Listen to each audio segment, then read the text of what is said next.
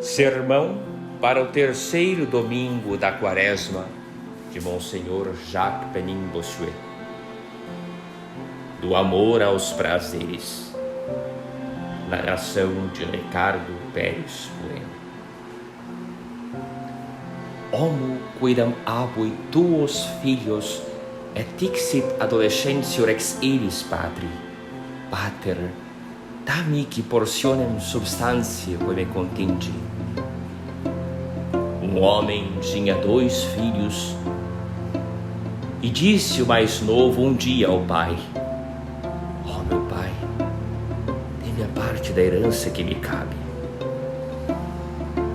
A parábola do filho pródigo foi-nos ontem apresentada pela Santa Igreja na celebração dos mistérios, e hoje, cristãos e conscientes, vou oferecer-vos tão belo como útil espetáculo, porque realmente toda a história desse pródigo, a sua infeliz retirada da casa paterna, as suas viagens, ou por melhor dizer, os seus desvarios por um país longínquo, a sua avidez para alcançar a herança e a sua servidão, as suas dores após os prazeres e a miséria extrema que ficou reduzido por ter sacrificado ao prazer tudo o que possuía.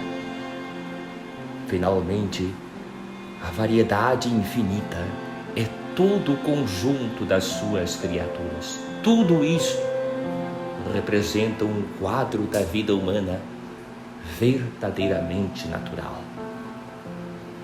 Depois, o regresso à casa paterna, onde ele encontra em abundância todos os bens que havia perdido, exprime uma imagem tão perfeita das graças da penitência, que eu, por certo, faltaria inteiramente ao santo ministério de que estou investido, se desprezasse os ensinamentos que Cristo Jesus encerrou neste Evangelho. Não vou, portanto, referir-me a um ponto determinado desta matéria tão vasta, mas a toda ela, porque toda me parece importante, tendo para isso de pronunciar hoje um discurso muito longo. Oh, meu Deus, fazei com que a minha atenção incida sobre o que for mais proveitoso para este ilustre auditório, e dai-me a luz do vosso divino Espírito, por intercessão da Virgem bem-aventurada, a quem eu saúdo com uma Ave Maria. Ave Maria, gratia plena Dominus tecum, benedicta tu in mulieribus, et benedictus fructus ventris tui, Iesus. Santa Maria Mater Dei, ora pro nobis peccatoribus, nunc et in hora mortis nostrae. Amém. Desde a nossa antiga desobediência, quis Deus, ao que parece, acabar com toda a verdadeira alegria com que brindara o mundo durante a inocência primitiva, de maneira que o que hoje lisonjeia os nossos sentidos não passa de um divertimento perigoso e de uma ilusão transitória.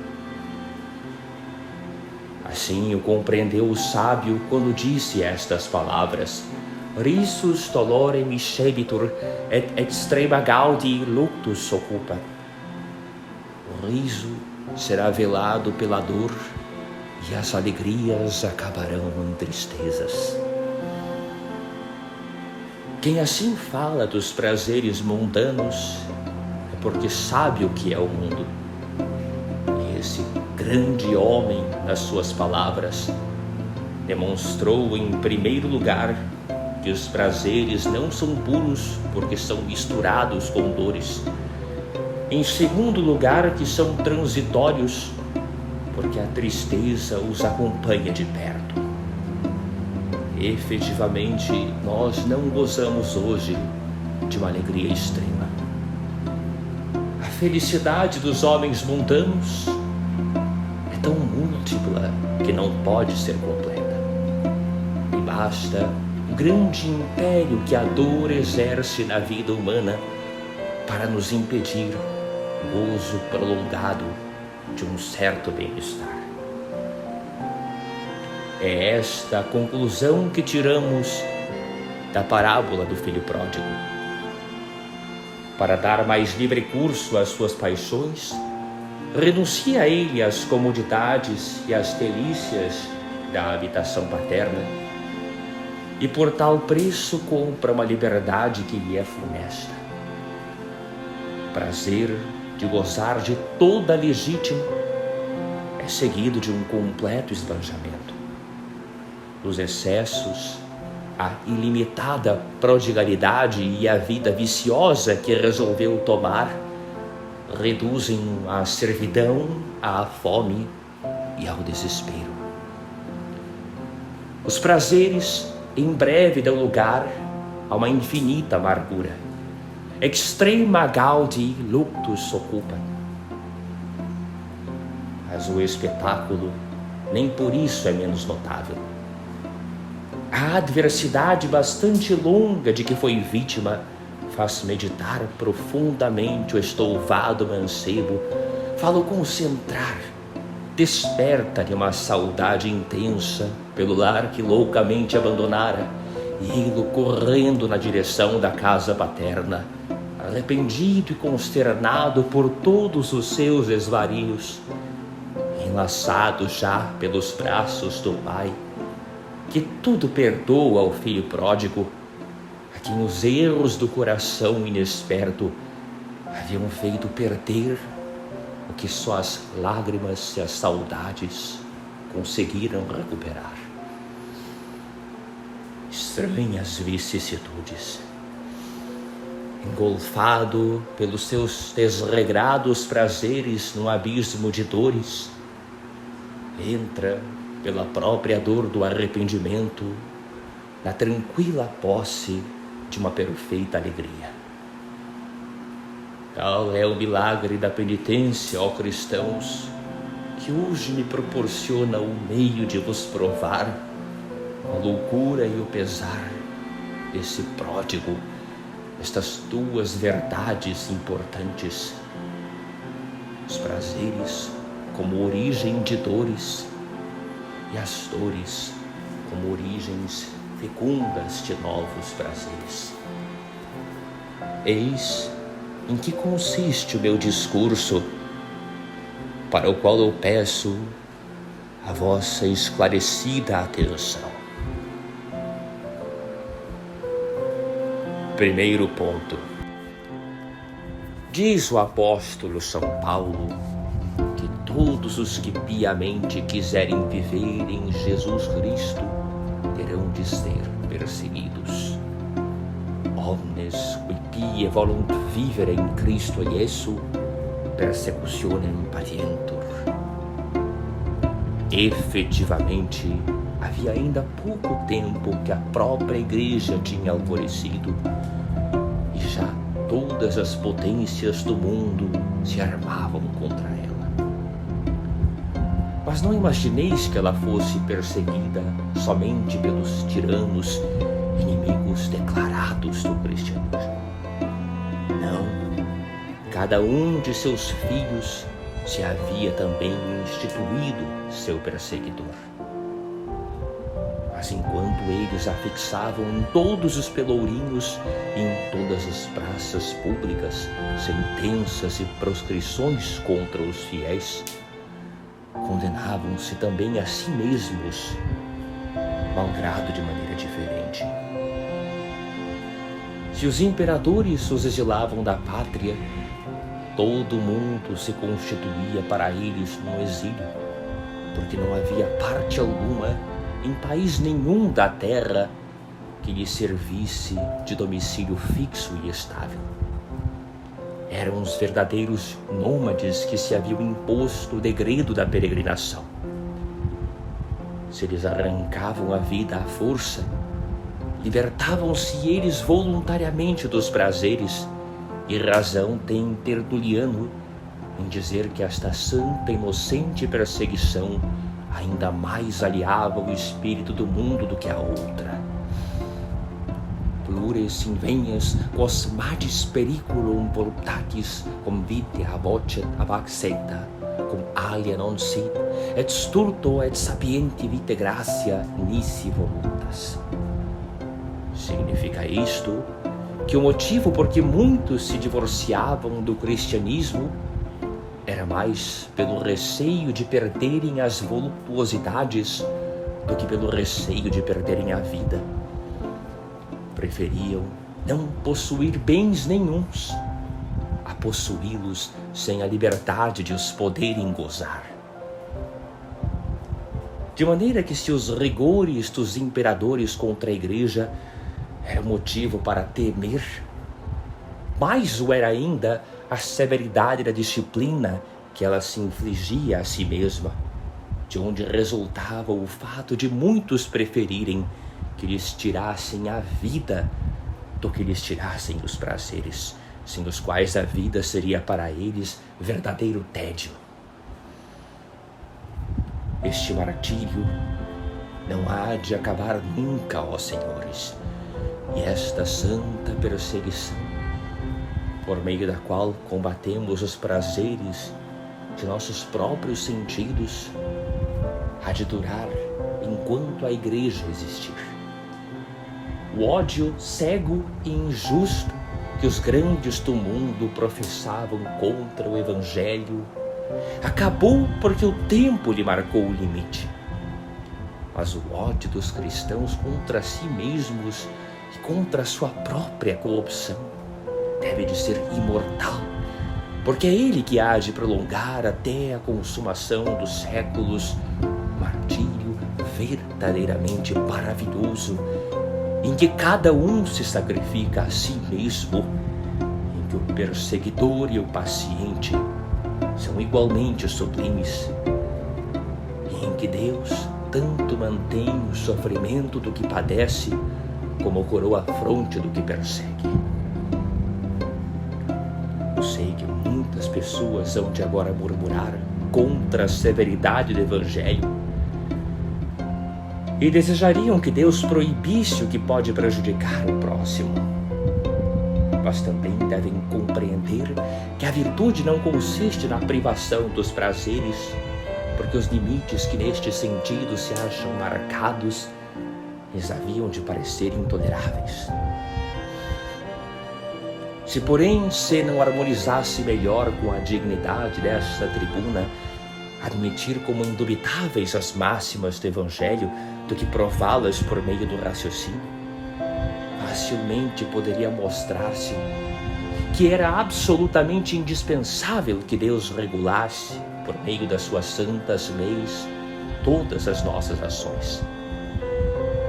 Que, havendo-nos apresentado o que devemos de fazer dos nossos bens, não devia deixar de nos ensinar o uso que devemos fazer dos nossos sentidos, e que se alguns prazeres nos proporcionou, acendendo a franqueza deles, também para honrar a razão havia mister marcar-lhe limites e não entregar inteiramente o homem à vida da matéria, para prejuízo e vergonha do espírito. Não é, pois, de admirar, ó cristãos, que Jesus Cristo nos ordene a perseguição própria do amor pelos prazeres, visto que, mostrando ser nossos amigos, nos causam verdadeiros males. Dizia sabiamente o antigo que os inimigos mais perniciosos são os aduladores. E eu firmemente acrescento que os piores de todos os aduladores são os prazeres. Onde nos conduzem estes perigosos conselheiros com suas adulações? Que vergonha e que infâmia e que ruína nas melhores fortunas, que dissolução nos espíritos e até que enfermidades nos corpos não têm originado o excessivo amor pelos prazeres. Não vemos nós, todos os dias, cair em muitas casas em ruína, devido mais à sensualidade do que aos desastres? muitas dissensões nas famílias, mais por causa dos prazeres do que pelos inimigos mais artificiosos. E muitos mancebos morrerem devido mais aos prazeres do que às guerras e aos combates. Os tiranos em que há pouco falamos, inventaram eles alguma vez torturas mais insuportáveis do que as infligidas pelos prazeres aos que a eles se entregam? Vede, ó cristãos, que eles só trouxeram ao mundo males desconhecidos para o gênero humano. E afirmam unanimemente os médicos que as funestas complicações de sintomas e de doenças que enganam a ciência, que confundem as experiências e tantas vezes desmentem os antigos aforismos, têm a sua origem unicamente nos prazeres. Por que não havemos, pois, de fazer a justiça, de os perseguir tanto mais firmemente, quanto mais cruelmente perseguem eles a vida humana? Mas ponhamos agora de parte o mal que fazem aos nossos corpos e às nossas fortunas, e falemos só do mal que fazem às nossas almas, cujo curso é inexorável. A vida concentrada exclusivamente nos prazeres faz com que nos divorciemos de Deus. E se o nosso coração nos não disser que fomos feitos só para o servir, não haverá palavras que possam curar a nossa cegueira. Ora, sabendo nós perfeitamente que Deus é um Espírito, há de ser necessariamente por meio do Espírito que o podemos alcançar.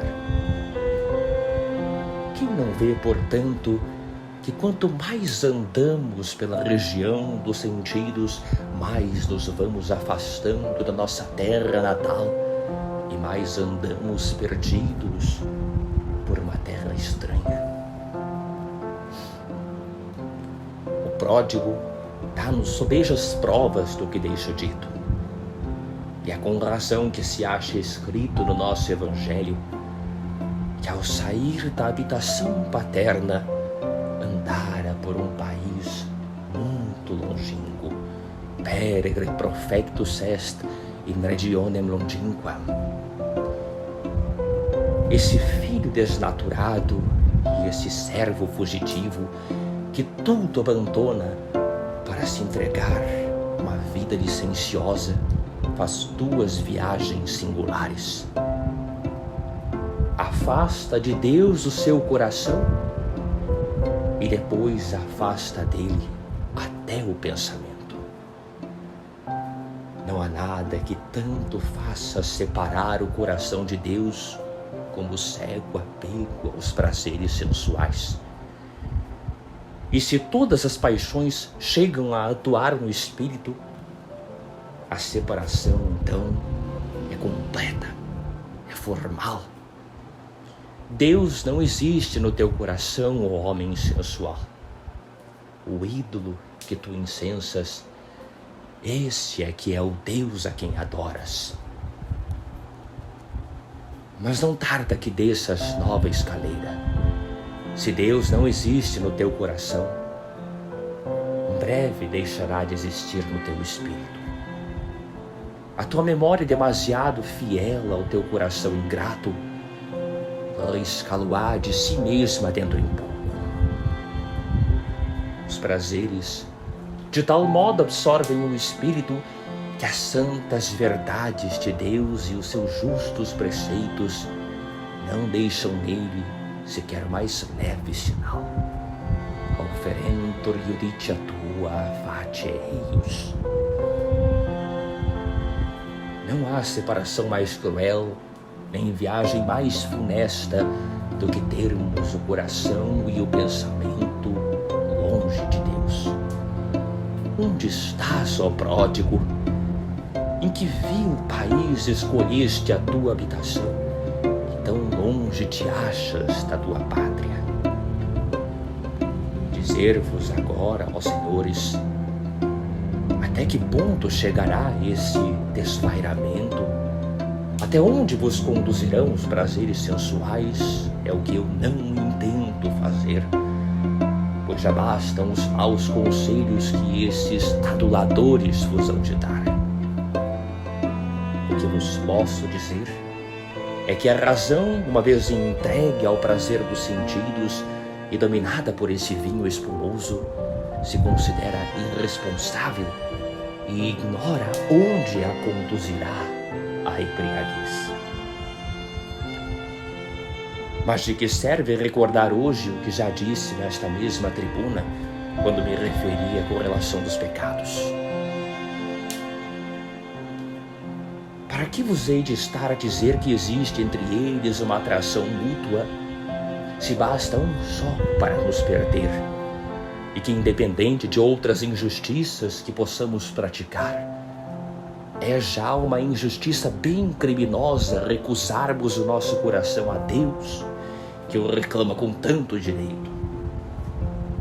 É a esta injustiça enorme que todos os dias nos induz o amor pelos prazeres. Mas a crueldade desse amor é muito maior ainda. Não satisfeito com nos ter separado totalmente de Deus, não deixa que dele nos aproximemos por meio de uma verdadeira conversão. E a razão é a seguinte: é que para nos convertermos, necessitamos de prender o espírito a qualquer coisa que nos dê vida, energia da alma. E o apego aos prazeres sensíveis coloca-nos numa disposição perfeitamente contrária. Inconstantes como somos por índole, fazemos consistir na variedade todo o prazer dos sentidos, e por isso a Escritura diz que a concupiscência é inconstante. Inconstância, concupiscência. Porque em toda a plenitude das coisas sensíveis não há situação, por mais aprazível, que o tempo não torne fastidiosa e insuportável.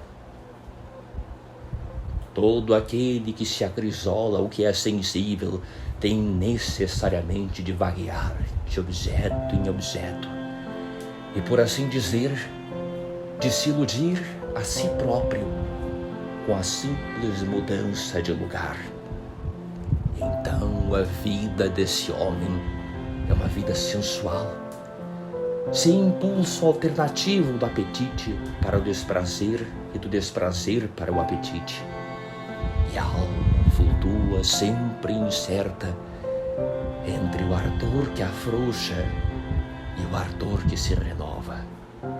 Inconstância, concupiscência. É nisto que consiste a vida sensual. Entretanto, nesse perpétuo movimento, há um gozo constante despertado pela imagem de uma vaga liberdade, quasi quadam libertate aure per fruntur vago quodam desiderium suo.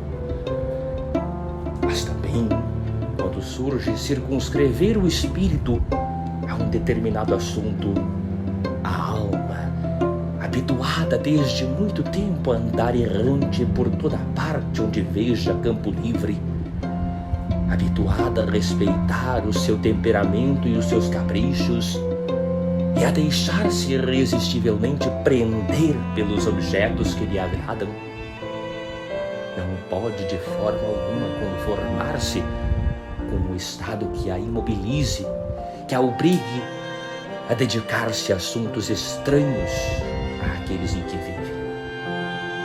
Essa constância, essa uniformidade, essa severa regularidade da virtude mete-lhe medo, porque deixa de ver as delícias, as gratas alternativas, a variedade constante que seduz os sentidos, os agradáveis errores em que eles parecem andar livremente. E então o espírito ora luta com os prazeres, ora dá-lhes tréguas, briga a princípio com eles desesperadamente, para depois lhes assinalar a paz mais desejável. Daí provém esses constantes adiamentos, esse amanhã que nunca chega, esse momento que nunca se aproxima, essa obra que nunca jamais se acaba e por cuja conclusão se espera sempre. Oh, alma inconstante e irresoluta, ou antes audaciosa e temerária demais, pelo fato de não poderes tornar-te viril, has de andar sempre errante, sem nunca te dedicares ao verdadeiro bem?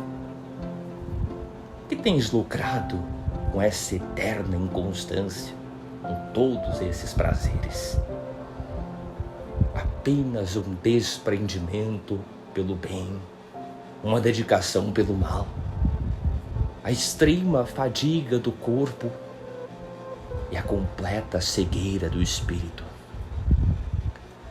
Haverá coisa mais digna de dó? Vejamos agora qual é o cativeiro a que nos reduzem os prazeres sensuais.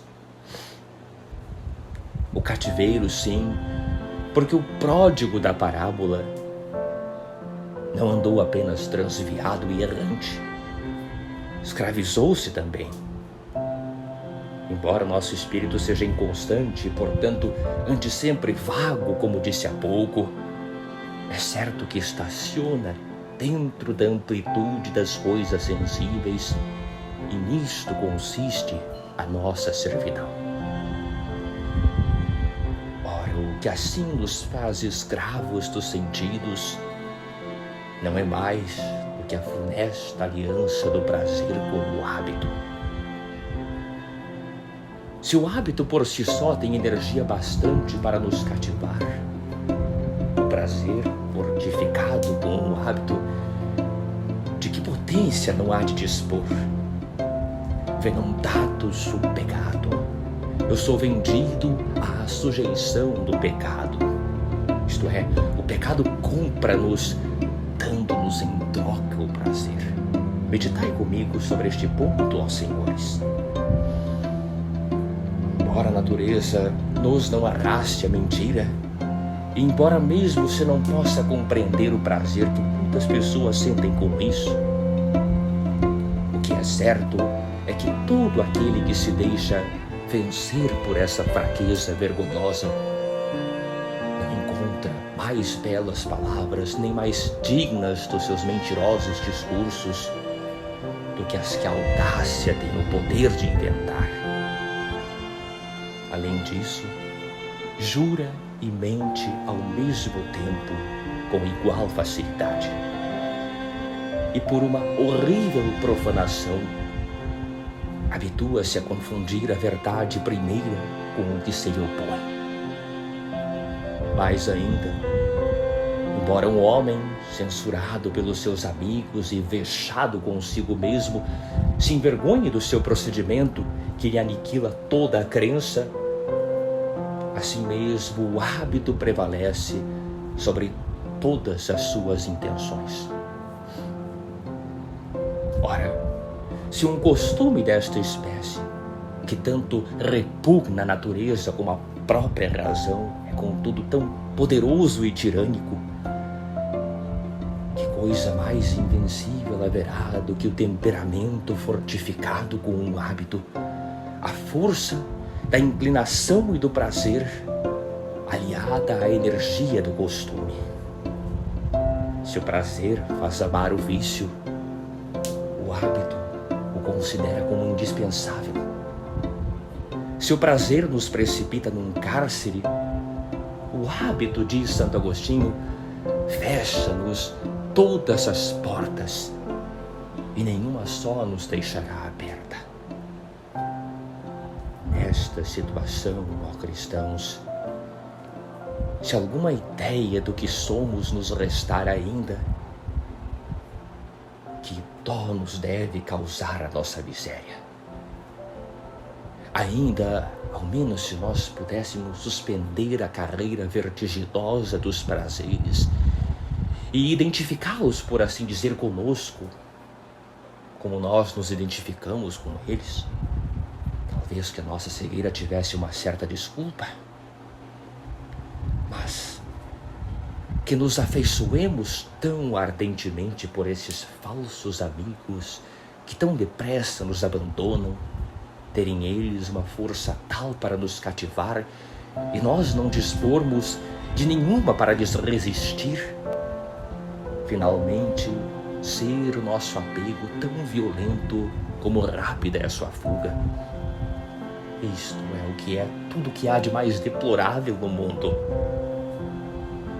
Chora, pródigo, chora, que não há coisa mais miserável do que sentir-se um homem como que violentado pelos seus hábitos viciosos a amar os prazeres e ver-se depois forçado pela fatal necessidade a perdê-los irremediavelmente para sempre. Ainda mesmo que cercados por tantas misérias pudéssemos viver felizes e satisfeitos, esse bem-estar ainda nos causava mais horror do que a mesma miséria. Não é em vão que está escrito: abri meus olhos, Senhor, para que a morte nos não feche. E também isto: eles passam seus dias muito tranquilos e de repente descem aos infernos. E ainda isto que o Salvador pronunciou no seu Evangelho: ai de vós que agora rides, porque haveis de chorar depois.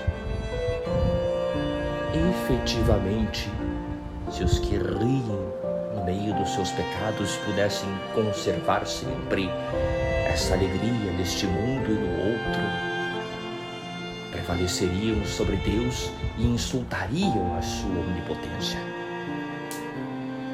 Mas como Deus é que é o Senhor de tudo, força é que esses risos de alegria se convertam mais tarde em eternos gemidos. E eles mesmos têm tanto mais a certeza de chorar um dia, quanto menos desejo têm agora de chorar. Abri, portanto, os olhos, ó pecadores, e vede à beira de que precipício adormecestes, no meio de que ondas e de que tempestades vos julgais seguros, e facilmente no meio de que infortúnios e em que escravidão viveis contentes. Quanto vos seria talvez melhor que Deus vos despertasse com um castigo formal e vos corrigisse com alguma desgraça. Mas não quero, ó irmãos, fazer tais votos. Peço-vos, pelo contrário, que não obrigueis o Onipotente a empregar reveses para vos abrir os olhos. Evitai a sua ira, que afinal é muito justa. Temei o futuro e a funesta modificação com que Jesus Cristo vos ameaça.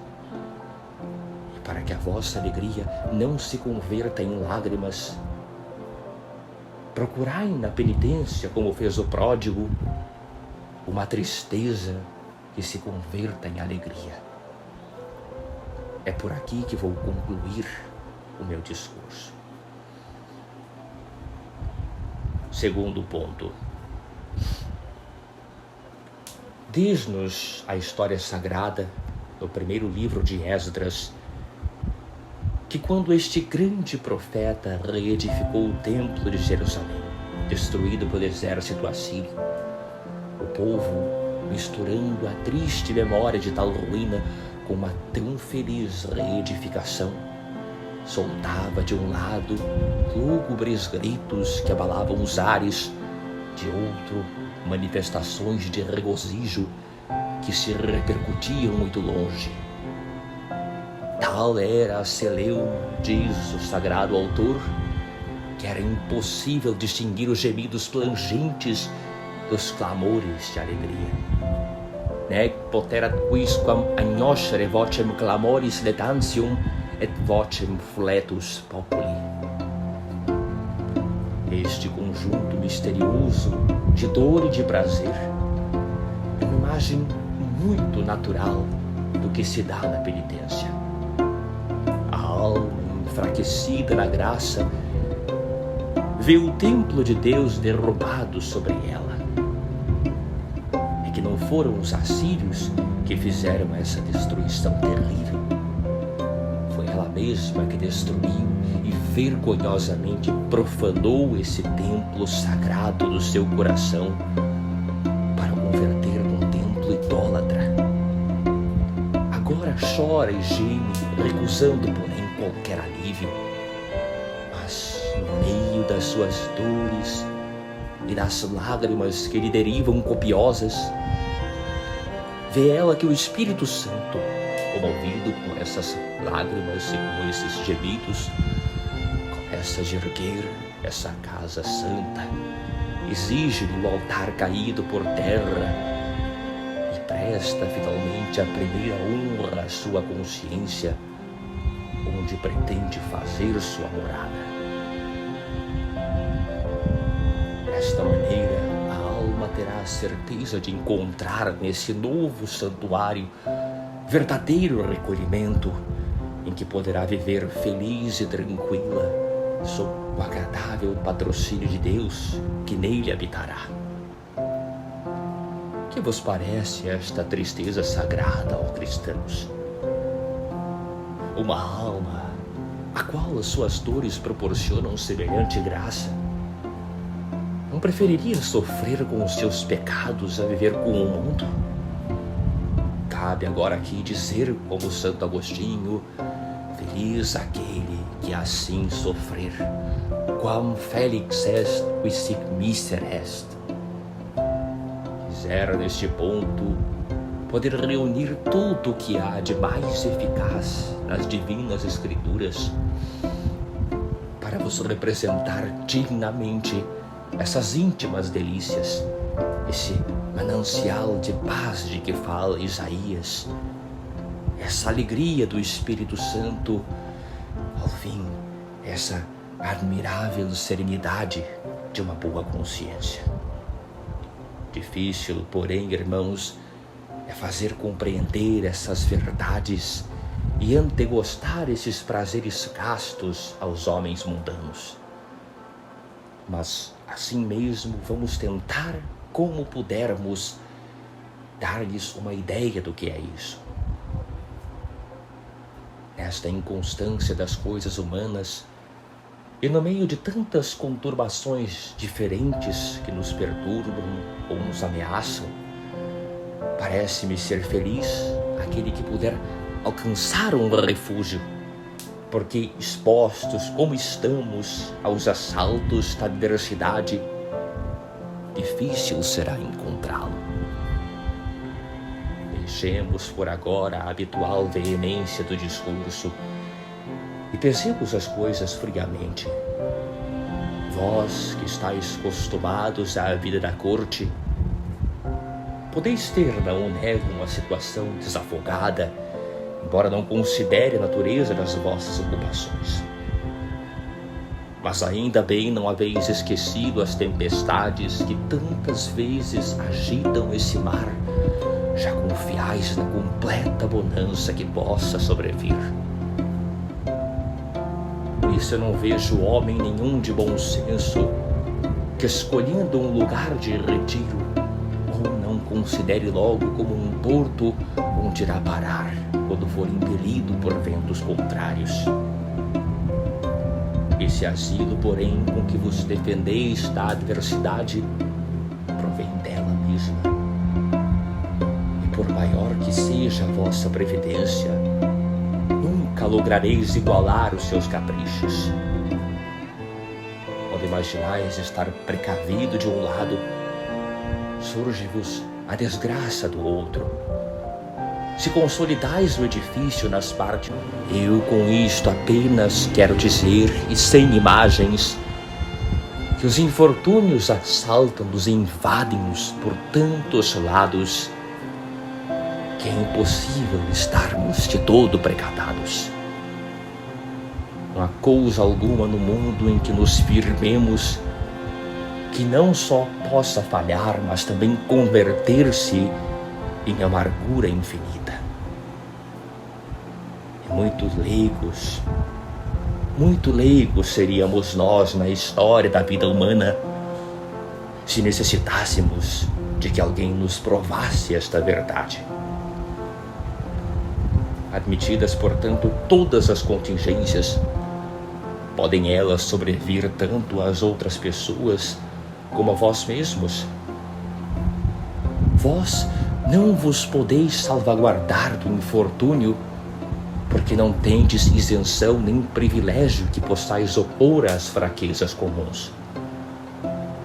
Se a vossa fortuna for devorada por um desastre imprevisto, ou a vossa família vitimada por uma morte desastrosa, ou a vossa saúde arruinada por uma longa e pertinaz enfermidade, e se não tiverdes refrigério algum para a vossa dor, tereis de tudo suportar o furor dos ventos e da tempestade. E onde poderíeis encontrar esse refrigério? A passear pelos campos? Mas o ar livre não dissiparia os nossos cuidados. Dentro de casa, seríeis perseguidos por eles. E se vos metesseis no quarto e vos deitasseis no leito, aí mesmo vos importunariam, obrigando-vos a dar sem número de voltas e impossibilitando-vos de procurardes um lugar que vos servisse de remanso, que vos desse tranquilidade. Aguilhoados e perseguidos por toda parte, só vejo um único refúgio capaz de vos apaziguar o espírito: a vossa própria consciência. Mas se essa consciência está mal com Deus, ou não consegue paz, ou se a consegue, é ela mais ruinosa do que todas as convulsões. Que fareis então, ó desgraçados? Manifestada externamente uma animadversão, apelaríeis para o vosso íntimo e nele vos concentraríeis. Mas se o íntimo se encontra num estado de profunda agitação, arremessa-vos violentamente para o exterior. O mundo não vos alivia o vosso infortúnio. O céu não vos perdoa os vossos pecados. E assim, vivendo num completo abandono, não há miséria que se compare à vossa. Se, porém, o vosso coração está de harmonia com Deus, nele achareis o vosso asilo, o vosso refúgio. Pelo-eis no meio de vós, porque Deus nunca abandona um homem de bem. Deus in medio eius non commovebitur, diz o salmista. Deus, habitando em vós, dará alento ao vosso coração aflito, unindo-o santamente a um Jesus martirizado e aos mistérios da sua cruz e dos seus sofrimentos. Mostrar-vos-á o que são as aflições, origens fecundas de bens infinitos, e alimentando uma boa esperança da vossa alma compungida, dar-vos-á alívios que o mundo não pode dar. Mas para possuirdes no vosso íntimo esse invisível Consolador, que é o Espírito Santo, e para com ele gozardes a paz de uma sã consciência, é mister que essa consciência se purifique, o que só pode conseguir por meio das lágrimas. Derivai, pois, ó lágrimas da penitência, derivai como uma torrente, ondas bem-aventuradas, limpai essa consciência maculada, lavai esse coração profanado e dai-lhe essa alegria divina que é o fruto da justiça e da inocência.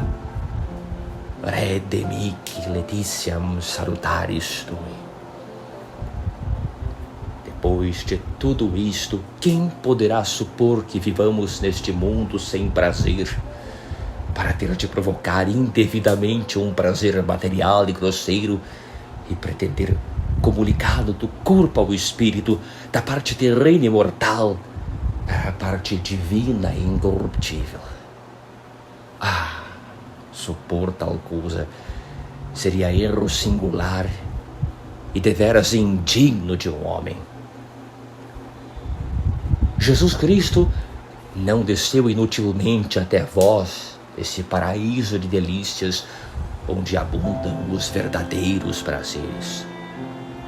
Trouxe-nos desse lugar de paz e de eterna felicidade, um princípio de glória dentro do benefício da graça, um olhar suavíssimo de Deus dentro do dogma da fé, um penhor e uma parte de felicidade dentro da esperança que sorri e finalmente uma voluptuosidade castíssima, formada, como diz Tertuliano, do desprezo das voluptuosidades sensuais.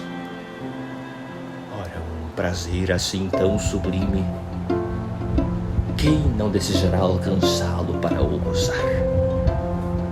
Prazer sempre uniforme, sempre perfeito, que em vez de nascer da alma agitada, nasce da alma tranquila. Em vez da alma enferma, nasce daquela sã. Em vez da alma apaixonada, nasce da alma racional. Em vez do fervor inquieto e sempre inconstante dos seus desejos, nasce da retidão imutável da sua consciência.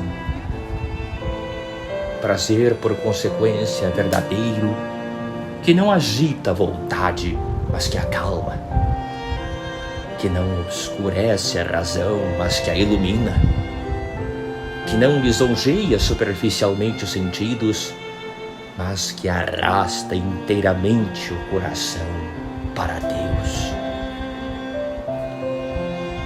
Só a penitência, porém, conseguirá abrir o coração a essas divinas alegrias. Não há ninguém que, sendo digno de gozar desses castos, verdadeiros prazeres, não tenha primeiro lamentado o tempo que dedicou aos efêmeros prazeres. O nosso pródigo não gozaria as inefáveis comoções da bondade paterna, nem a abundância da sua casa, nem as delícias da sua mesa, se não tivesse chorado amargamente as suas devassidões, os seus desvarios, seus prazeres dissolutos. Arrependamo-nos, pois, dos nossos erros passados, que o arrependimento mais justo é o das faltas que cometemos. Por que é que Deus e a natureza instilaram nos nossos corações essa amarga fonte de pesar e desgosto? Foi, de certo, para nos afligirmos não tanto pelas nossas desditas, como pelas nossas culpas. Os males que fatalmente nos sobrevêm trazem sempre consigo uma espécie de lenitivo. Mas o único refrigério que pode haver para as nossas culpas são as lágrimas do arrependimento. Só elas as podem reparar e desvanecer. Por isso, cristãos, abramos o coração a essa dor salutar. E se nos sentirmos comovidos e pesarosos, embora levemente, com os nossos desmandos, regozijemo-nos com esse pesar, dizendo com o salmista: tribulationem et dolorem inveni, et nomen Domini invocavi. Eu encontrei a dor e a aflição, e invoquei o nome do Senhor. Notai esta maneira de dizer: eu encontrei a aflição e a dor, isto é, encontrei a aflição frutuosa, a dor medicinal da penitência. Outro salmo diz o mesmo salmista que as penas e as angústias vieram procurá-lo. Tribulastio et angustia invenerum-me. E efetivamente há sem número de dores e aflições que constantemente nos perseguem. E as angústias, como diz o mesmo salmista, procuram-nos sempre com a maior facilidade. Adiutor in tribulationibus qui invenerunt nos nimis. Mas, diz o santo profeta, eis que encontrei finalmente uma dor que era bem digna de que eu a procurasse. É a dor de um coração contrito e de uma alma arrependida dos seus pecados. Encontrei essa dor e invoquei o nome de Deus. Arrependi-me dos meus crimes e Deus passou uma esponja por cima deles. O meu arrependimento fez a minha felicidade e os remorsos da minha consciência deram-me a paz. Tribulationem et dolorem. A ocasião, porém, mais oportuna, em que o homem poderá gozar mais sutilmente os frutos dessa dor salutar, será a ocasião da morte. E antes de acabar este discurso, vou precisamente procurar gravar esta verdade nos vossos corações. Para isso, consideremos por um momento as disposições de um homem que morre depois de ter vivido no meio dos prazeres. Se ele tiver um vestígio de consciência, não poderá evitar um grande arrependimento, porque ou se arrependerá de se ter entregado a eles, ou lamentará a necessidade de os perder ou de os deixar para sempre. Ó dor suprema que te divides em duas. Uma é o fundamento da penitência, a outra a regeneração de todos os crimes. Qualquer delas não se pode evitar, ó irmãos, assim como você não pode saber qual será que vence no dia final. A minha opinião, contudo, é que será a segunda. Talvez imagineis que ao passo que a morte tudo nos arrebata, a nós não nos custe essa série de latrocínios, ou que fiquemos indiferentes por tudo que possamos perder. Mas se estudardes o íntimo dos corações, vereis que há um efeito contrário que se deve temer. É próprio do homem empregar todos os esforços para que lhe não tirem aquilo que possui. Evidentemente, quando nos privam daquilo que estimamos, sentimos todos os dias que essa violência irrita a nossa vontade. Então a alma, fazendo um supremo esforço para conquistar a coisa subtraída, produz em si mesma essa paixão a que chamamos pena e desgosto. Por isso Agag, rei dos amalecistas, que as escrituras nos representam como um homem sensual e folgazão, Agag pinguíssimos, solta este brado íntimo, a ocasião em que lhe foge a vida que ele achara tão deliciosa. Sictine separa tamara mors. É assim que a morte crua nos priva de tudo. que na presença da morte, que violentamente lhe arrebatava o que ele mais preza, todos os seus desejos despertam devido a um íntimo pesar. Então, a real privação do bem terreno aumenta naquele instante a energia da vontade. Quem não receará, pois, ó cristãos, que a nossa alma fugitiva volte de repente no dia do juízo a entregar-se ao que excessivamente lhe aprouve no mundo? Que o nosso último suspiro seja um secreto gemido por perdermos tantos prazeres, e que esse último pesar de tudo abandonarmos seja, por assim dizer, a última confirmação de tudo que se passou durante a vida. Oh, pesar funesto e deplorável, que no momento renovas todos os crimes, que fazes desaparecer todas as dores da penitência, e que entregas a nossa alma infeliz e cativa a uma série eterna de dores cruéis e desesperadoras que nunca terão alívio nem remédio. Por outro lado, um homem de bem, a quem as dores da penitência desprenderam verdadeiramente dos prazeres sensuais, nada terá a perder nesse dia. O desprendimento dos prazeres divorcia-o do corpo, e depois de haver desatado ou partido os fracos laços que o prendiam, pouca dificuldade terá em separar-se dele. Um homem assim divorciado do mundo, que vive com esperança na vida futura, ao ver aproximar-se a morte, não lhe chama cruel nem inexorável.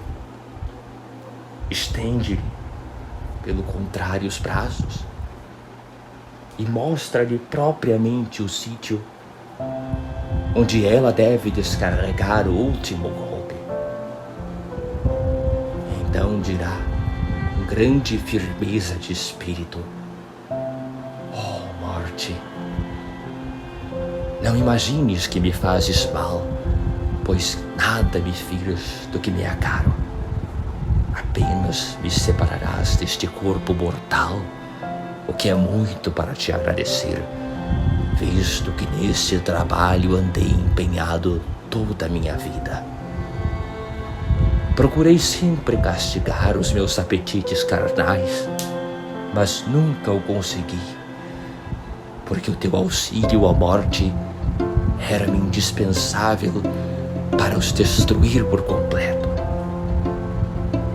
Por isso, em vez de interromperes o curso dos meus desígnios, apenas vens concluir a obra que eu comecei. Em vez de destruires aquilo que eu desejo, vens, pelo contrário, por lhe termo. Acaba, pois, a tua obra, ó morte favorável, e não ardas em entregar-me àquele a quem amo.